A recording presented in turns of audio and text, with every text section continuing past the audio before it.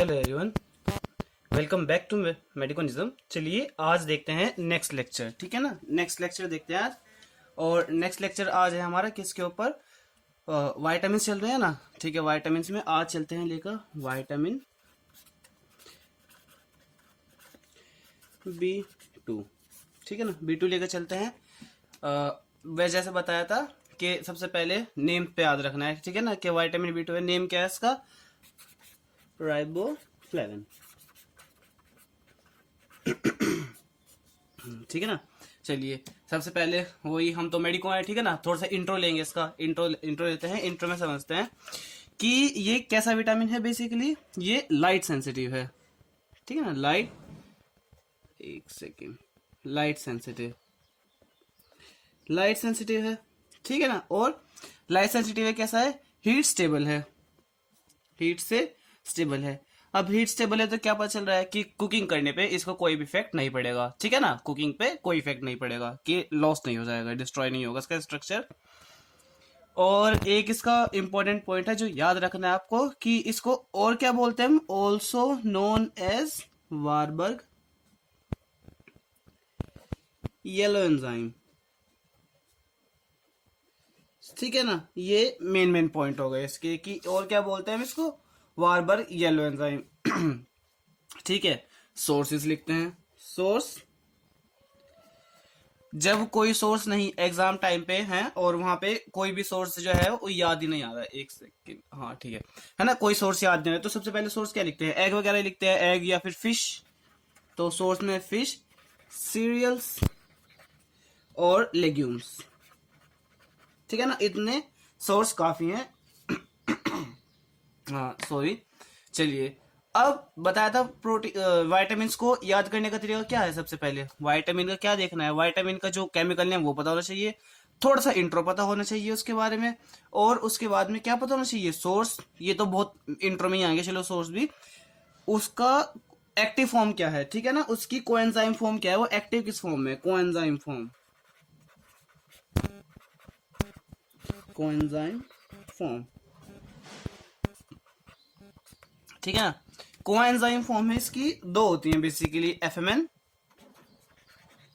और एफएडी, ठीक है ना। कोएंजाइम फॉर्म है, दो हैं, flavin mononucleotide, flavin adenine dinucleotide, ठीक है ना। दो इसकी एक्टिव फॉर्म्स है। अच्छा एक सेकेंड, चलिए एक सेकेंड, फोकस्ड है। और बेसिकली ठीक है ना। चलिए फॉर्म बताएं इसकी। फॉर्म कौन कौन सी बताई है? एफएमएन और एफएडी। एफएमएन की फुल फॉर्म क्या है? फ्लेविन,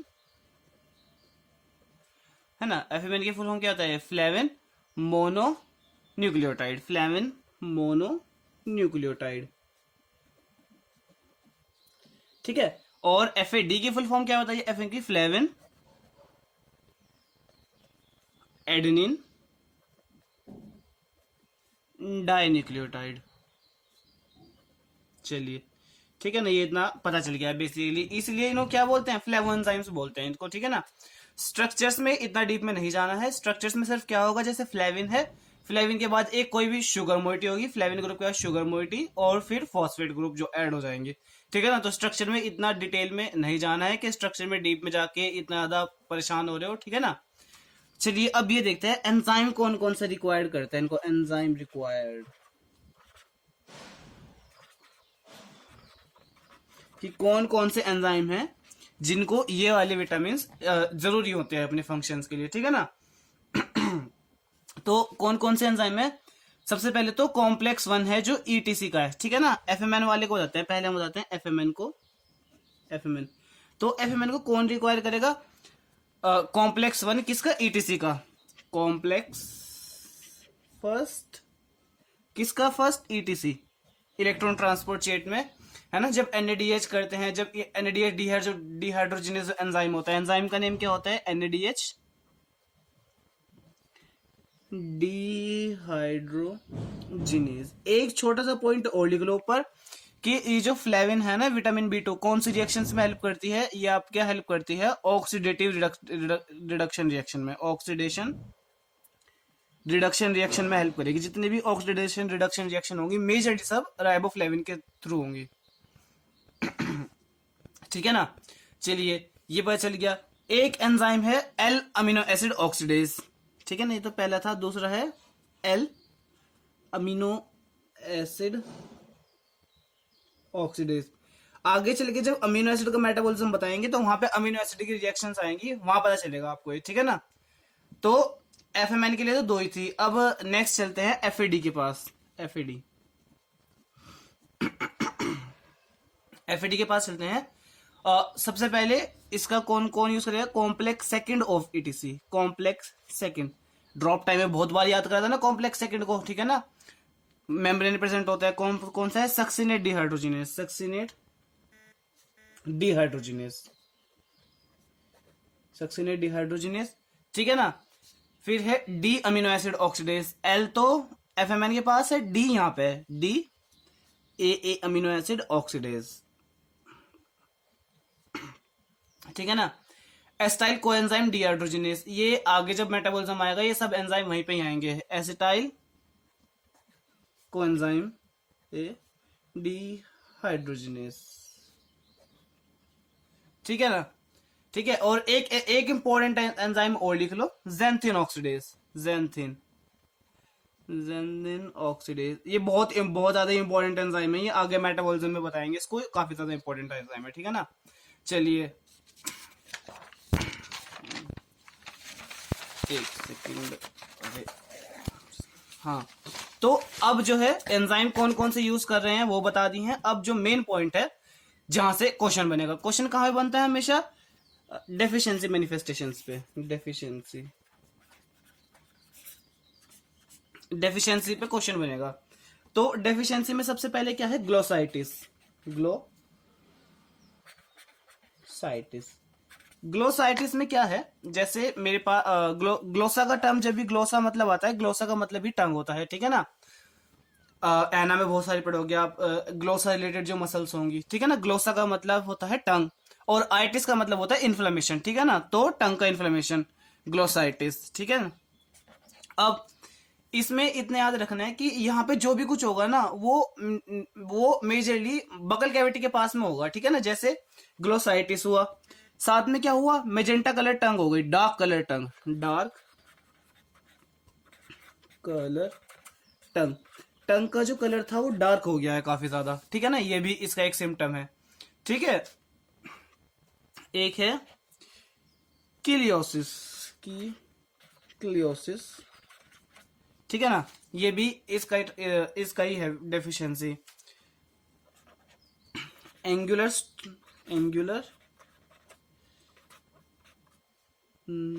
स्टोमेटाइटिस, जैसे कि इसमें ये होता है, जैसे आपने देखा होगा जब भी बेसिकली जब इसकी डेफिशिएंसी होगी ना तो माउथ में क्या होगा कि जो आपके लिप्स हैं उनमें फिशरिंग होना स्टार्ट हो जाएगी।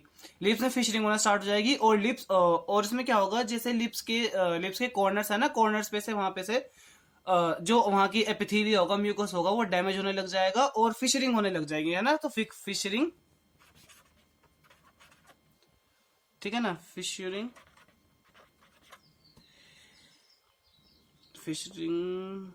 Near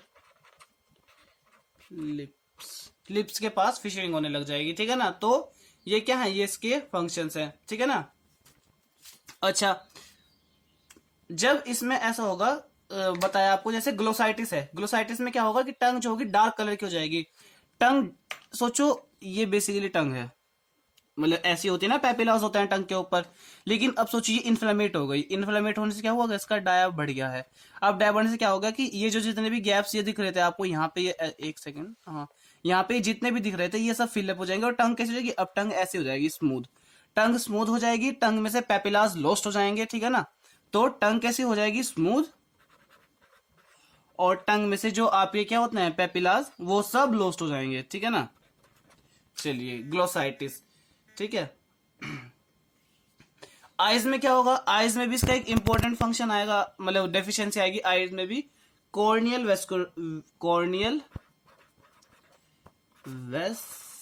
vascularisation. बेसिकली ये जितना कुछ हो रहा है ये कहां पर हो रहा था आपका? बकल कैविटी के बाहर पे, ठीक है ना, जैसे लिप्स पे, टंग पे, माउथ के एंड्स पे, फिशरिंग पे, ठीक है ना, वहां सब हो रहा है। और ये कहाँ पे आ गया आपको, ये आपको आईज में आ गया, ठीक है ना, आईज में, ठीक है। अच्छा, जब आप वो पढ़ोगे, जैसे आप वहां पे चले गए, आपने पढ़ना शुरू किया अपना क्या, एनीमिया पढ़ोगे आप फिजियोलॉजी में, ठीक है ना, फिजियोलॉजी में एनीमिया पढ़ोगे, जहां पे एनीमिया में आरबीसी का साइज सेम रहता है, आरबीसी का कंटेंट भी सेम रहता है, लेकिन फिर भी एनीमिया हो जाता है। आरबीसी के साइज पे कोई फर्क नहीं होता है, तो एक टाइप का एनीमिया बोलते हैं उसको नॉर्मोसिटिक नॉर्मोक्रोमिक एनीमिया। तो ये भी बेसिकली विटामिन B2 का ही फंक्शन है, ठीक है ना। तो ये भी किसका फंक्शन है, विटामिन B2 का, ठीक है। तो विटामिन B2 में सिर्फ इतना ही याद रखना है डेफिशिएंसी मैनिफेस्टेशन में। बेसिकली जो आपको सबसे मेजर बात याद रखनी है, ग्लोसाइटिस, ग्लोसाइटिस सबसे ज्यादा याद रखना है, ग्लोसाइटिस, किलियोसिस और एंगुलर स्टोमेटाइटिस, ठीक है ना। ये बेसिकली आप सब देख रहे होंगे, ये कहां से रिलेटेड है, म्यूकस मेम्ब्रेन और स्किन से रिलेटेड है, ठीक है ना, वहां पे इफेक्ट डाल रही है अपना, क्योंकि टंग पे भी पता है वो होता है मिकोस, वो होता है ना, ठीक है, टंग पे भी एपिथेलियम मिकोसा वगैरह होता है, तो वहां पे ये सब अपने इफेक्ट डाल रहे हैं इसकी डेफिशिएंसी से। कॉर्नियल वेस्कुलराइजेशन कहाँ होगा, कॉर्निया आई में होता है, ठीक है ना, आई में उसमें क्या होगा, वेस्कुलराइजेशन, वेस्कुलरिटी बढ़ जाएगी, ठीक है ना। और ये एनीमिया, ये एक पॉइंट है, स्पेशल पॉइंट, ये याद रखना है, ठीक है ना। तो विटामिन D2 में इतना ही है, ये याद रखना है, और इतना सफिशिएंट होता है, ठीक है ना। कि जैसे किसी ने पूछा कि इतना सफिशिएंट है क्या, इतना सफिशिएंट है, जैसे अब ये एग्जाम में है, चलो ठीक है, राइबोफ्लेविन पे आगे लिखने के लिए, वहां ऐसे थोड़ी लिखोगे कि राइबोफ्लेविन लाइट सेंसिटिव, ऐसे थोड़ी लिखोगे ना, थोड़ा सा एक्सटेंड करके लिखोगे, this is the light sensitive vitamin, ठीक है ना, this vitamin is heat stable, this vitamin is also known as Warburg yellow enzyme, थोड़ा सा एक्सटेंड करके लिखोगे, ताकि ठीक है ना, थोड़ा सा वो एक्सटेंडेड भी लगे, कॉन्टेंट भी लगे, और रेदर देन कि पॉइंट टू पॉइंट लिखने के, ऐसा लिखने की कोशिश करना कि जैसा है ना, कि चार्ट में ज्यादा बनाने की कोशिश करना, चार्ट में, फ्लो चार्ट में, ठीक है ना। वो एक नेक्स्ट वीडियो बताऊंगा कि एग्जाम पैटर्न में कैसा लिखना है, कैसे बताना है। आई होप वीडियो आपको हेल्पफुल लगी होगी, ठीक है ना। चलिए मिलते हैं नेक्स्ट वीडियो में, तब तक के लिए बाय बाय।